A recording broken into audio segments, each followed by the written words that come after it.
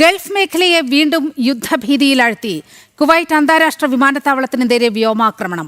ഇറാന്റെ ഭാഗത്തു നിന്നുണ്ടായ മിസൈൽ ഡ്രോൺ ആക്രമണത്തിൽ കുവൈറ്റ് എയർപോർട്ടിന്റെ ടെർമിനൽ 1-ന് ഗുരുതരമായ കേടുപാടുകളാണ് സംഭവിച്ചത്. വ്യോമാക്രമണത്തിന് പിന്നാലെ സർവീസുകൾ അടിയന്തരമായി നിർത്തിവെച്ചെങ്കിലും വിമാനത്താവളം ഏതാനും മണിക്കൂറുകൾക്കുള്ളിൽ വീണ്ടും തുറക്കുമെന്ന് കുവൈറ്റ് എയർവേസ് അറിയിച്ചു. മേഖലയിൽ നിലനിൽക്കുന്ന കടുത്ത സംഘർഷങ്ങൾക്കിടയിലാണ് കുവൈറ്റിനെ നടുക്കിയ ഈ വ്യോമാക്രമണം ഉണ്ടായിരിക്കുന്നത്. കുവൈറ്റ് അന്താരാഷ്ട്ര വിമാനത്താവളത്തിന്റെ പ്രധാന ഗേറ്റ്വേ ആയ പാസഞ്ചർ ടെർമിനൽ 1-നെ ലക്ഷ്യമിട്ടായിരുന്നു ശത്രുരാജ്യത്തിന്റെ ഡ്രോണുകളും മിസൈലുകളും പതിച്ചത്. ആക്രമണത്തിൽ ടെർമിനൽ കെട്ടിടത്തിനും മറ്റ് പ്രധാന പ്രവർത്തന സംവിധാനങ്ങൾക്കും വലിയ രീതിയിലുള്ള നാശനഷ്ടങ്ങൾ സംഭവിച്ചിട്ടുണ്ട്. യാത്രക്കാരുടെയും ജീവനക്കാരുടെയും സുരക്ഷ മുൻനിർത്തി കുവൈറ്റിൽ നിന്നുള്ള എല്ലാ സർവീസുകളും താൽക്കാലികമായി നിർത്തിവെക്കുകയും വിമാനങ്ങൾ അയൽരാജ്യങ്ങളിലെ ഇതര വിമാനത്താവളങ്ങളിലേക്ക് വഴിതിരിച്ചു വിടുകയും ചെയ്തു.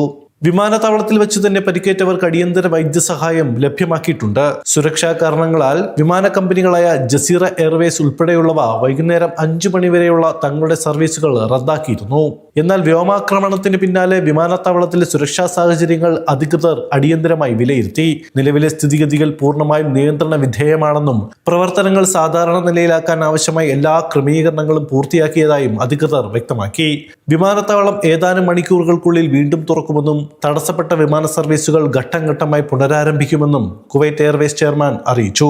യാത്രക്കാർക്ക് തങ്ങളുടെ വിമാനങ്ങളെക്കുറിച്ച് കൃത്യമായ വിവരങ്ങൾ അതത് എയർലൈനുകളുടെ ഔദ്യോഗിക വെബ്സൈറ്റുകളോ പ്രതിനിധികളെയോ ബന്ധപ്പെട്ട് മനസ്സിലാക്കാവുന്നതാണ്. ഇറാന്റെ ഭാഗത്തു നിന്നുണ്ടായ വ്യോമാക്രമണത്തെ കുവൈറ്റ് സൈന്യം അതീവ ഗൗരവത്തോടെയാണ് കാണുന്നത്. വിമാനത്താവളം ലക്ഷ്യമിട്ടെത്തിയ ഡ്രോണുകളെ കുറിച്ച് കുവൈറ്റ് പ്രതിരോധ മന്ത്രാലയ വക്താവ് കേണൽ സൗദ് അബ്ദുൽ അസീസ് അൽ അത്വാൻ സ്ഥിരീകരിച്ചു. രാജ്യത്തിന്റെ പ്രധാന അടിസ്ഥാന സൗകര്യങ്ങൾക്ക് നേരെയുണ്ടായ ഈ ആക്രമണത്തിന് ശക്തമായ മറുപടി നൽകാൻ കുവൈറ്റ് സായുധ സേന പൂർണ്ണ സജ്ജമാണെന്നും രാജ്യത്തിന്റെ സുരക്ഷിതത്വം ഉറപ്പാക്കാൻ ആവശ്യമായ എല്ലാ അടിയന്തര നടപടികളും സ്വീകരിച്ചിട്ടുണ്ടെന്നും പ്രതിരോധ മന്ത്രാലയം വ്യക്തമാക്കിയിട്ടുണ്ട്. ജനം, കുവൈറ്റ്.